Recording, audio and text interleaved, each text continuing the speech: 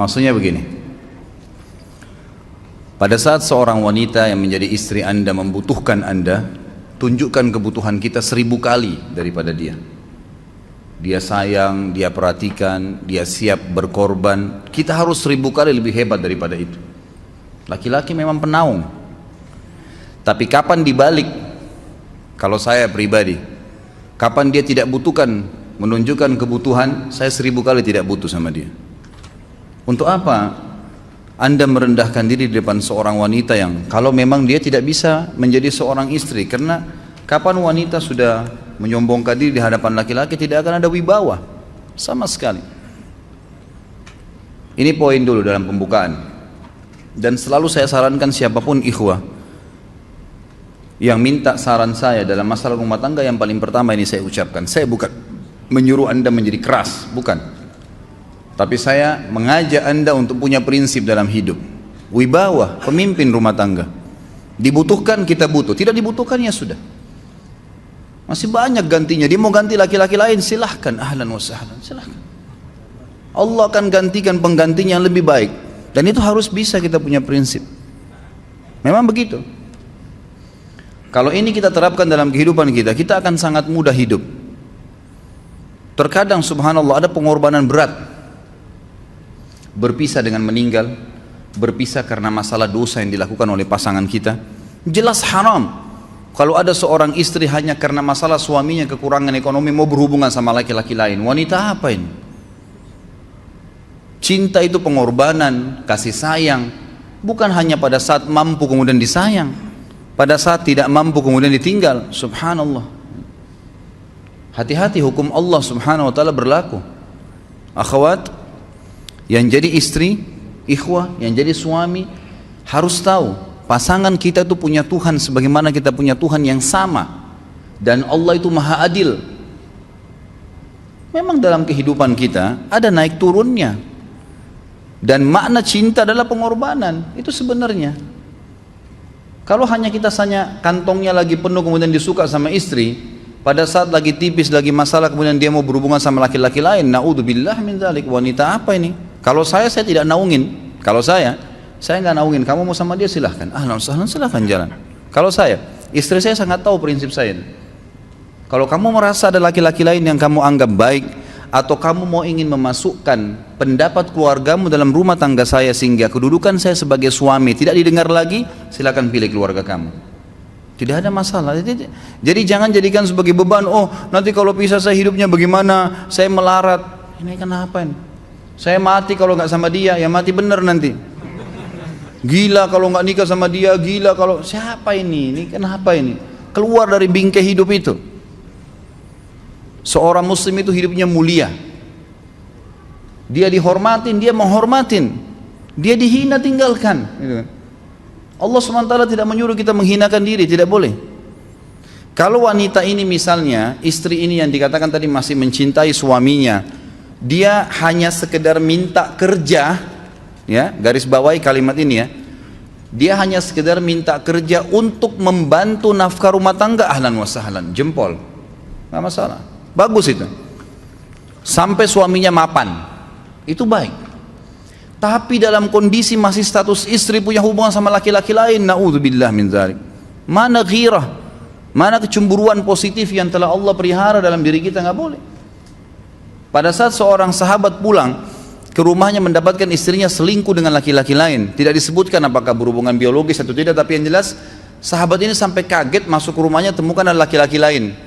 Dia bingung mau lakukan apa. Dia pergi ke Nabi SAW lalu berkata, ya Rasulullah, saya pulang rumah istri saya lagi sama laki-laki lain. Maksudnya dia pandu saya harus buat apa nih? Apa yang terjadi? Subhanallah, Sa'ad radhiyallahu anhu sahabat Nabi mulia menghenuskan pedang mengatakan, ya Rasulullah, kalau terjadi pada rumah tangga saya akan penggal dua-duanya. Dua-duanya saya penggal nih. Tapi di sini ulama bilang saat ingin menghukum kalau terjadi pada keluarganya dengan penggal ini, bukan maksudnya dia menghukum secara individu, maksudnya dia, saya ingin terapkan hukumnya Allah, dirajam, dibunuh karena mereka sudah menikah dan berzina. Hukum Allah terapkan, kemuliaan agama harus ada. Harus begitu.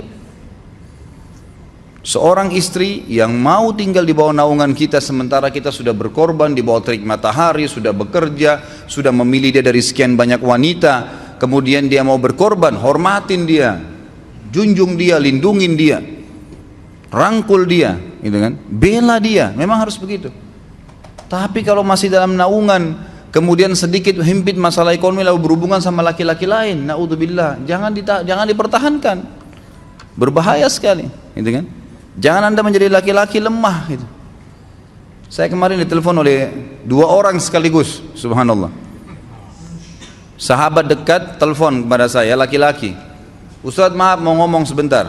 Baik silahkan.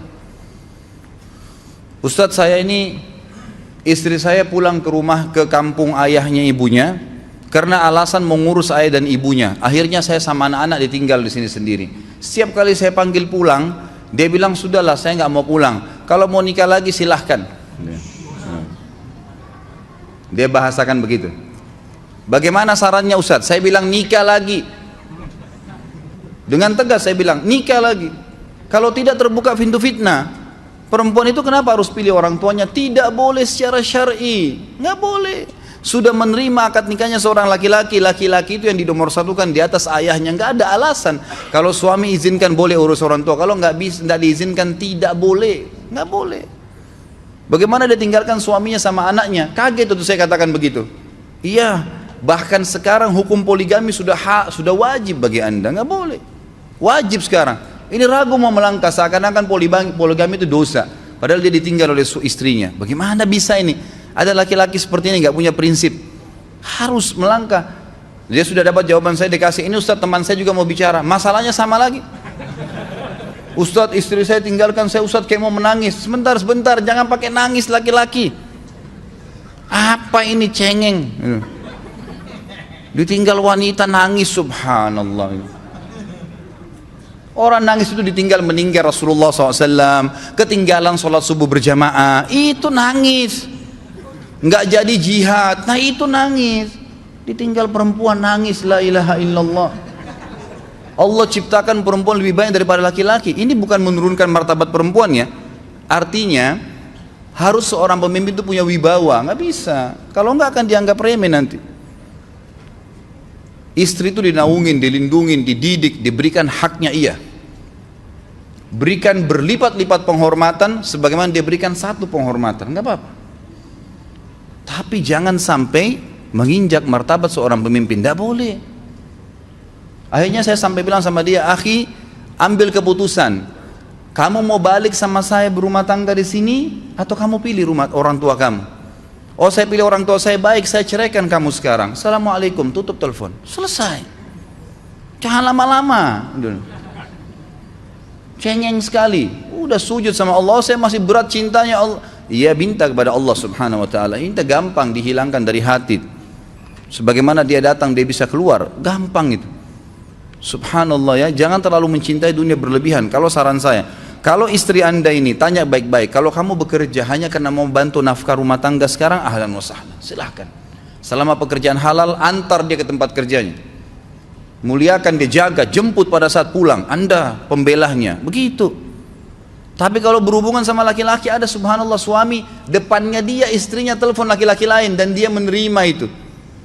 Mana ini? Dalam agama haram, wallah haram itu hukumnya. Nggak boleh. Itu namanya dayuth dalam agama. Nabi SAW mengatakan Allah melaknat dayuth. Kata sahabat, siapa itu dayuth ya Rasulullah? Laki-laki yang tidak punya cemburu terhadap pelanggaran agama yang terjadi pada istrinya. Gimana caranya? Nggak boleh dalam agama Islam, gitu kan? Makanya biasakan hati kita terisi dengan cinta kepada Allah SWT dan bukan cinta kepada manusia. Mencintai istri karena Allah yang perintahkan, mencintai suami karena Allah yang perintahkan. Jadi semua karena Allah.